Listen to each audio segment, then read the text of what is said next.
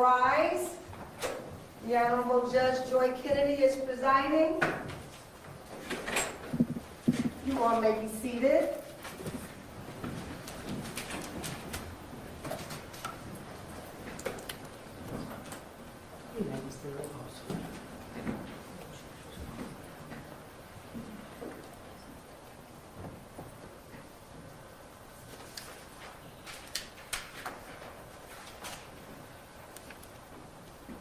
We are on the record in case number 694528. This matter is captioned State of Ohio versus Robert George.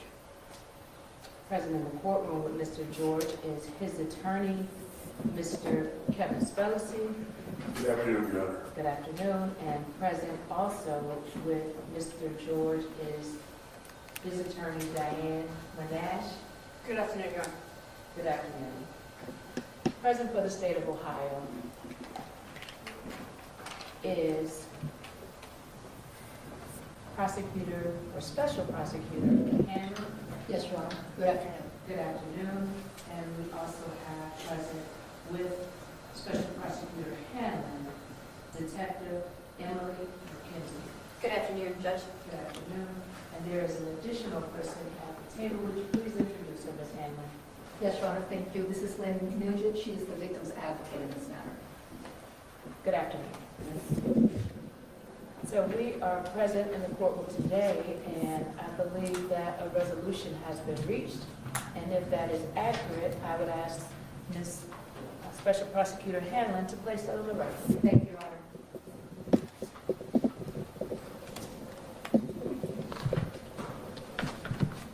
Your Honor, this is an information that was filed with the court on October 27th, 2025. The information charges a single count of attempted strangulation on or about June 9th of 2024. The information reads that the defendant, Robert T. George, on June 9th, 2024, in the county of Cuyahoga, unlawfully did knowingly attempt to cause or create a substantial risk of physical harm to Jane Doe by means of strangulation or suffocation. There is an additional finding or specification that the victim in this case was a family or household member or a person with whom Robert T. George is or was in a dating relationship. In terms of the statement of specific facts on this count, on or about June 9th, 2024, the defendant, Robert T. George, attempted to restrict the normal breathing of the victim, Jane Doe, by applying pressure to her neck. At the time of the event, Jane Doe and the defendant were in a long-standing dating relationship, and it again states that these events took place in Cuyahoga County. The defendant waived his right to have this matter presented to a grand jury on October 27, 2025. It is the state's understanding that he will plead guilty to the single count in the information today, that the parties would jointly recommend that he would be placed on 5 years of community control sanctions, that he would be prohibited from having contact of any kind with the victim or any member of her family, and that he would also be permitted from having any other individual contact the victim or any member of her family. He would be prohibited from consuming any controlled substances for which he does not have a valid prescription. He would be prohibited from having any firearms by virtue of the fact that he will be a convicted felon. And if he were to violate any of the terms of his community control sanctions, he would be subject to a possible prison term of 12 months. Thank you, Your Honor. Mr. Spellacy or Ms. Monash?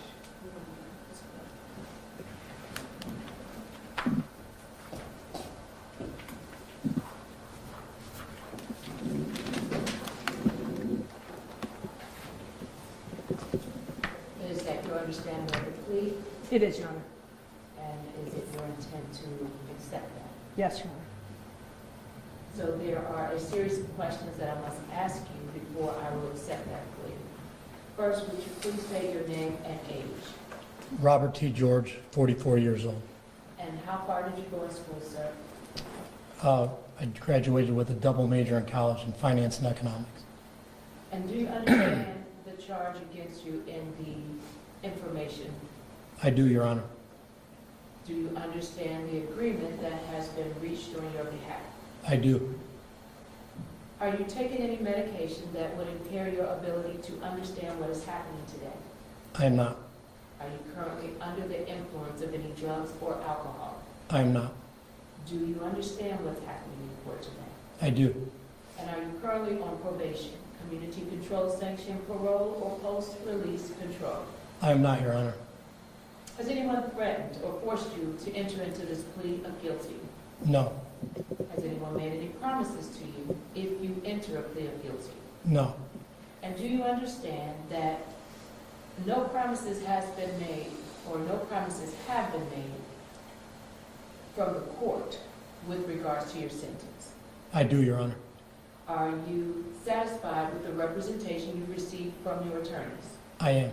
And are you a citizen of the United States? I am. I am going to review your constitutional rights with you. These are the rights that you're waiving by entering a plea of guilty today. Do you understand that you're presumed innocent, but by entering a plea of guilty, you are admitting to the truth of the fact and the full guilt in this matter? I do. Do you understand that you have the right to a trial by jury, but you can waive that right and have your case tried directly to a judge without a jury? I do. Should you choose to have a trial, the state of Ohio has the burden of proving your guilt beyond a reasonable doubt. Do you understand that? I do. And do you understand that you have the right to compel witnesses to appear by the issuance of a subpoena? I do. Do you understand that you also have the right to cross-examine witnesses? I do. And do you understand that you have the right not to testify at trial, and if you choose not to testify, your silence cannot be held against you? I do. These are the rights that you are waiving by entering a plea of guilty today. Do you understand that? I do, Your Honor. You are not giving up your right to an attorney. If you can't afford to hire one, the court appoints counsel to represent you at no cost to you. Do you understand that? I do.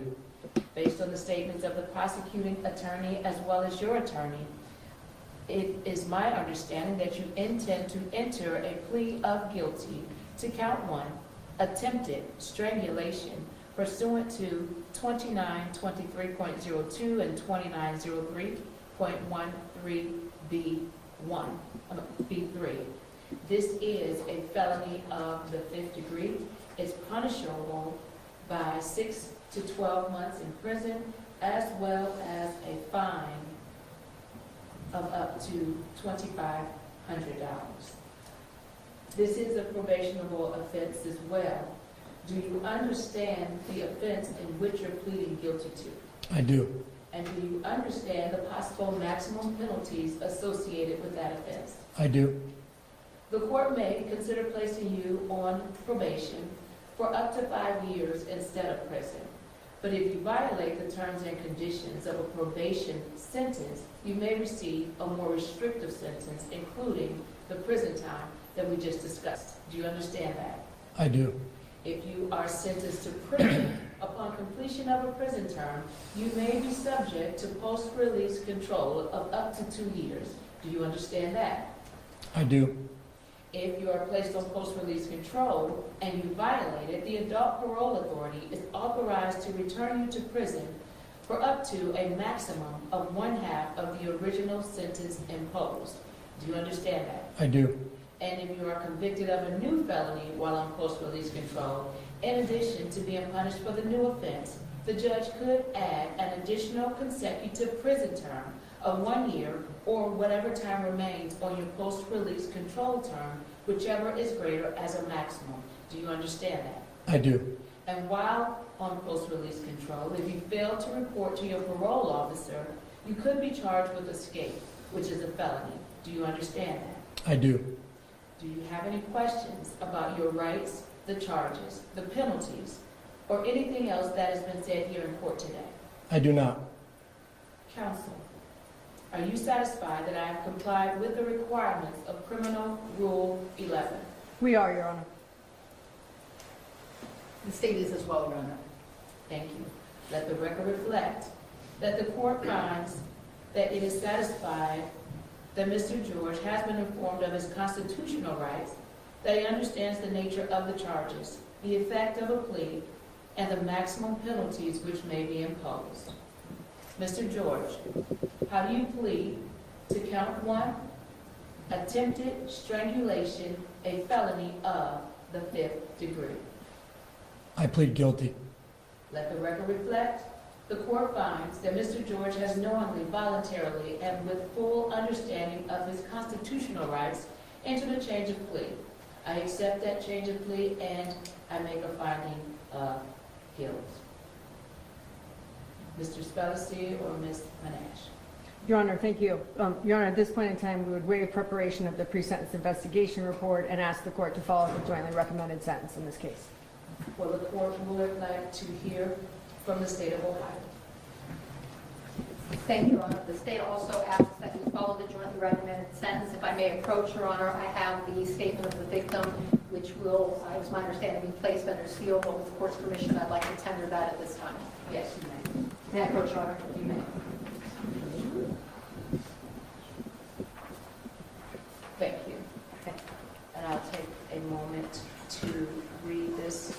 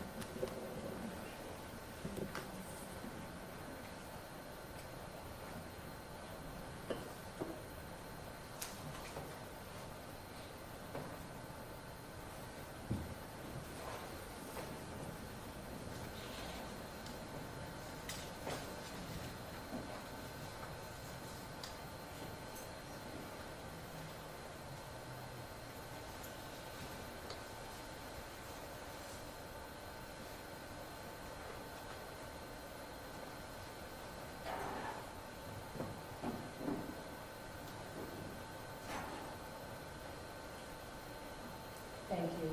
I have had the opportunity to read the statement. This statement will be filed under seal pursuant to an agreement by the parties. Is there anything else from the state of Ohio? No, Your Honor, thank you.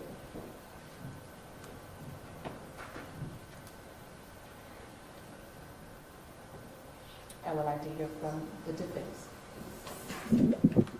Your Honor, we have nothing further at this time either. The only thing I would add is just that you do have the discretion with that 5 years of the 3 different categories for group A, B, or C. I'd ask you to consider A and B. Thank you.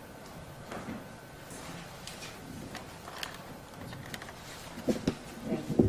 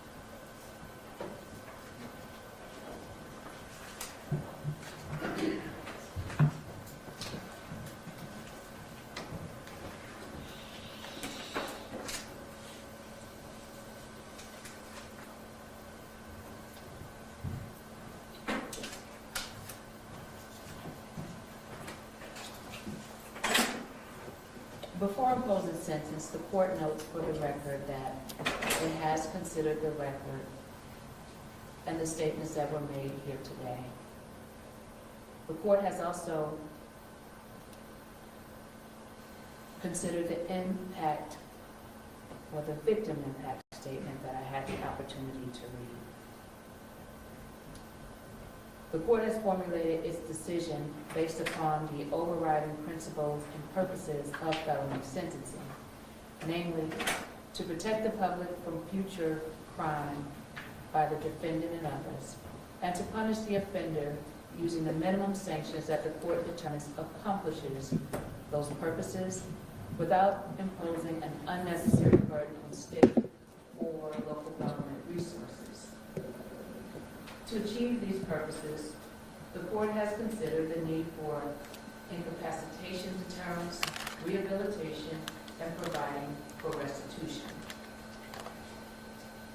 The court has also considered the seriousness and recidivism factors relevant to the offense and offender pursuant to Ohio Revised Code 2929.12.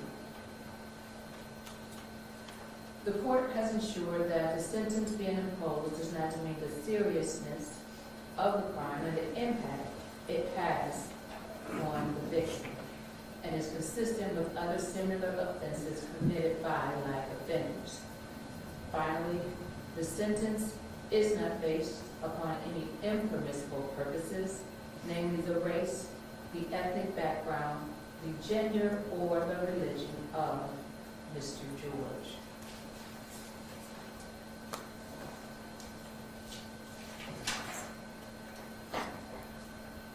A couple of things come to mind when I think about the sentencing in this case.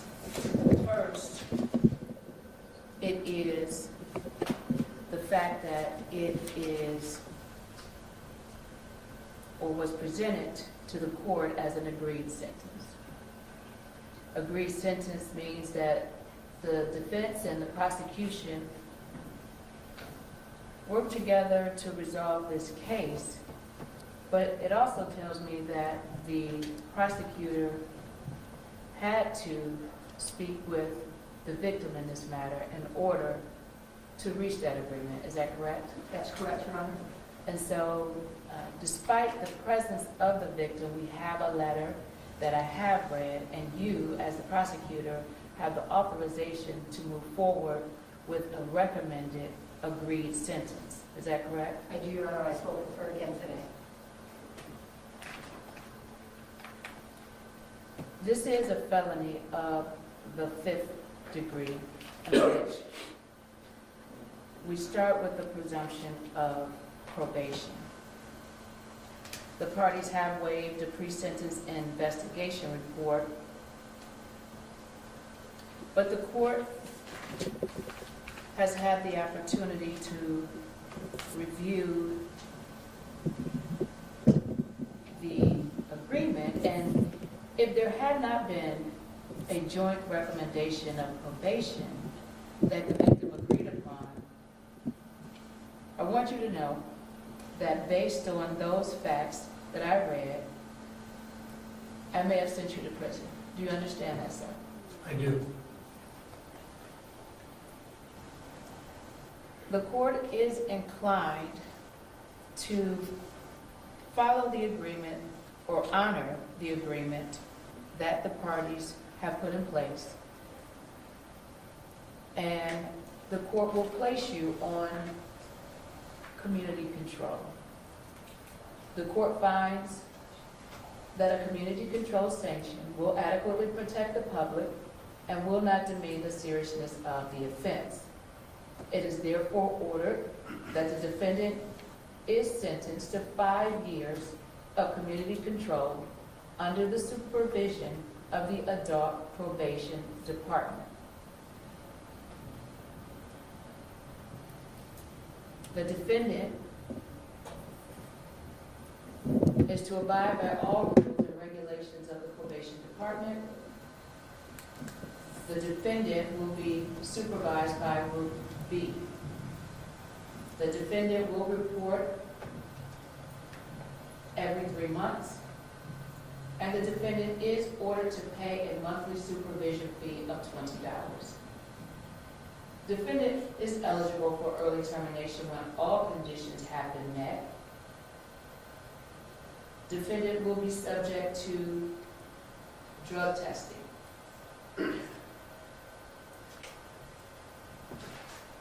Additionally,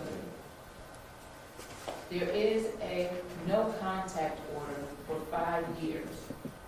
No contact order means no contact with the victim, no contact with her family, and the defendant cannot contact or have anyone else contact the victim in this manner. Violation of the terms and conditions of probation may result in up to 12 months of prison. In addition to that, there will be no consumption of any controlled substance that there is not a prescription for. Do you understand that, sir? I do. There is also no possession of a firearm. Do you understand that? I do, Your Honor.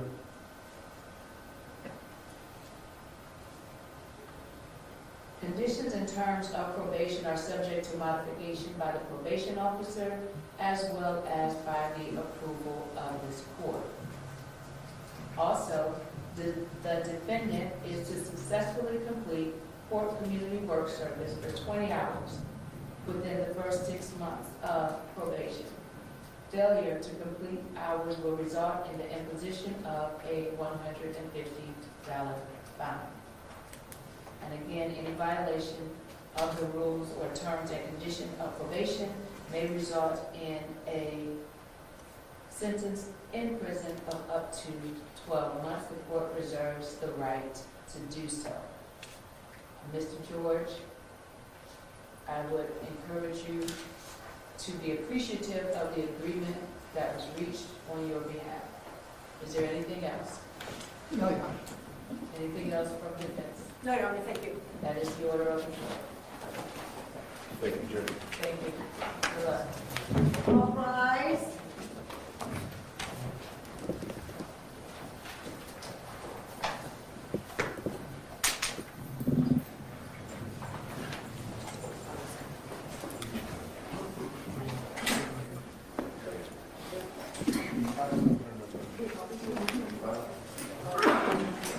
Thank you so much.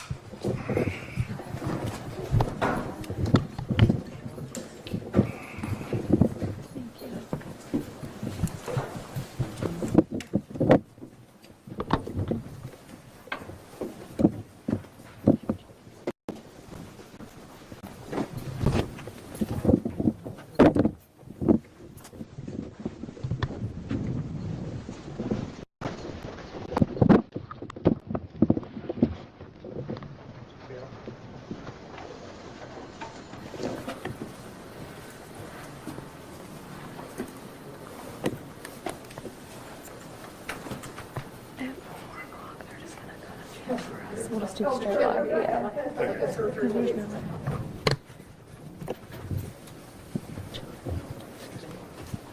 Everybody ready?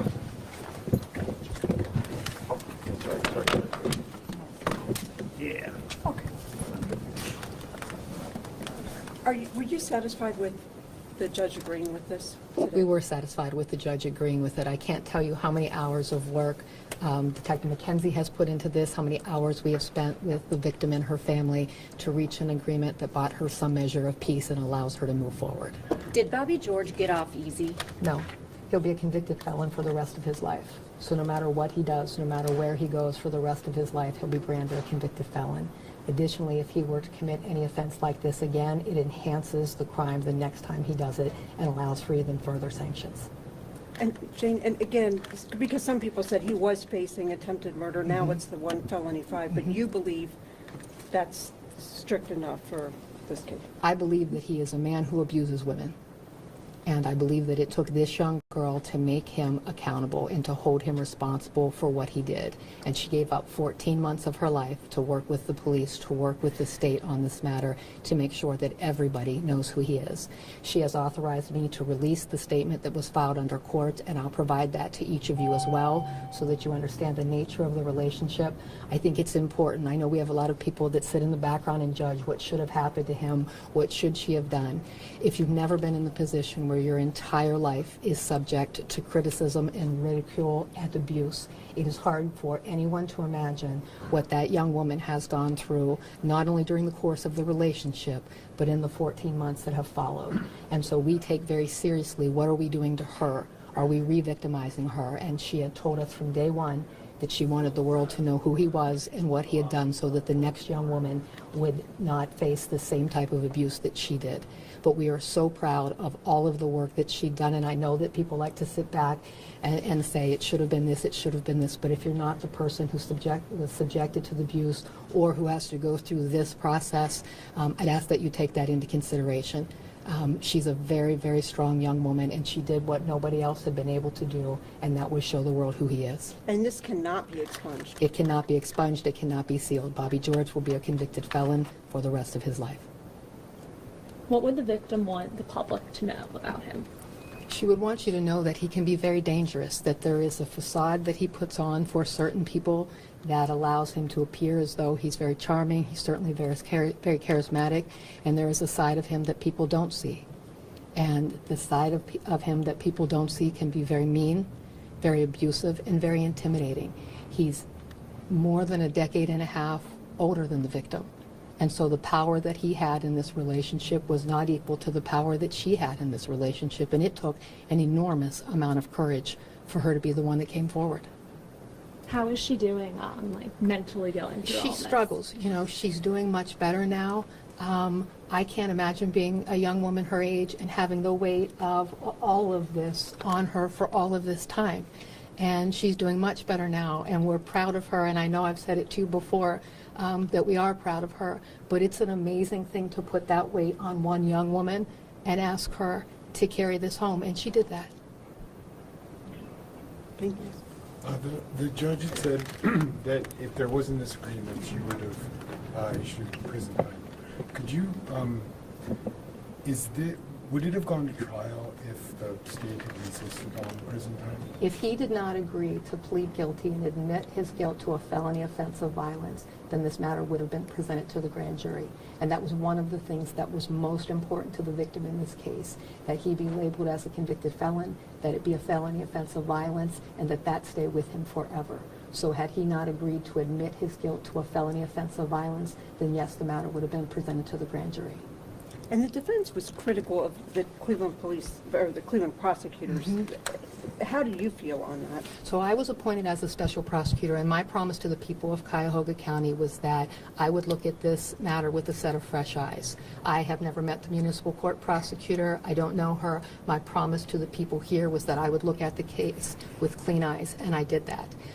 I can tell you that this detective, Detective McKenzie with the Cleveland Police Department, never gave up hope on this case, never gave up hope on the victim, and you all should be proud to have her. It would have been very easy in a case where somebody has so much influence and so much power to allow her to be intimidated, and she wasn't in this case. Thank you. The judge indicated that if you guys hadn't had an agreement in place, she might have sentenced him to prison. Do you think that you guys went, can you just kind of go Do over? I think that would have happened? Yes. I think if the matter had gone to trial, he would have been convicted. But one of the things that we have to be mindful of is what else do we do to a young woman to get to that point? And sometimes that gets lost. It makes these crimes a little bit different than drug crimes or crimes where there's not an actual human being that has to go through this for another 6 months, 12 months, 18 months, and put her life on hold to do this. So do I think he would have been convicted at trial? Yes, I do. but I also have to balance what additional harm we inflict on somebody who did absolutely nothing to deserve it. Thank you. Thank you so much. Thank you. This is sorry. That was presented to Judge Kennedy. I hope I have enough paperwork in the same space. Sorry.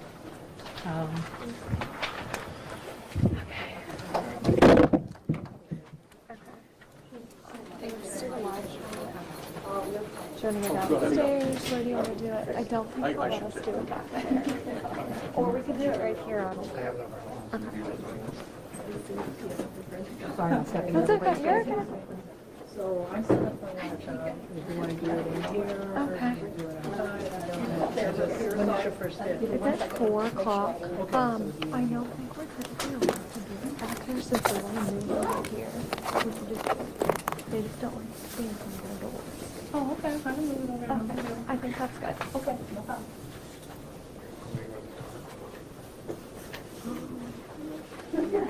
You go to the front?